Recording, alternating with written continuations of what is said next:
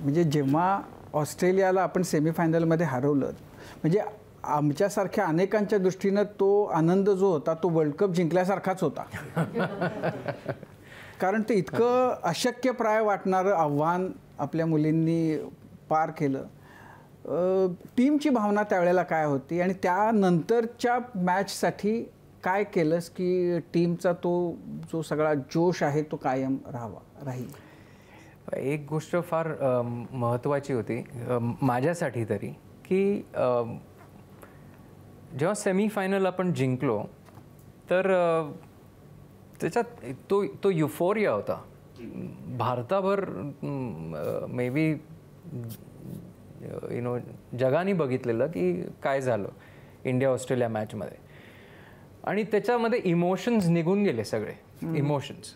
आणि sometimes when you have to win स्पोर्टमध्ये, especially खेळामध्ये, तुम्हाला इमोशन्स थोडेसे दाबून ठेवायचे असतात, तर ते राईट टाईमला ते बाहेर येतात. तर ते इमोशन्स निघून गेलेले. अँड ॲज अ कोच मी ते बघत होतो बाहेर ना, ॲज अ मला दिसत होतं की बरेच प्लेयर्स इमोशनली होऊन there was an outburst of emotions.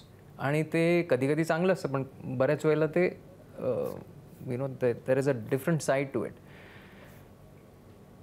Challenge असा होता की 30 ऑक्टोबरला ती मॅच झाली ऑस्ट्रेलियाची आणि 2 नोव्हेंबरला साऊथ आफ्रिकाची फायनल होती. तर आता ते 30 ऑक्टोबरमध्ये राहणं गरजेचं नव्हतं. मेन होतं 2 नोव्हेंबर. 2 नोव्हेंबरमध्ये आणणं गरजेचं होतं त्यांना. आणि तो चॅलेंज मला सर्वात जास्त मला असं वाटतं माझ्या या कारकिर्दीमध्ये that was the biggest challenge. की मला त्यांना रिअलाईज करून द्यायचं होतं की आपण मेहनत केली आहे 2 वर्ष, एवढी मेहनत केली आहे ती 30 ऑक्टोबरसाठी नाही, ते तो 2 नोव्हेंबरसाठी मेहनत केली आहे.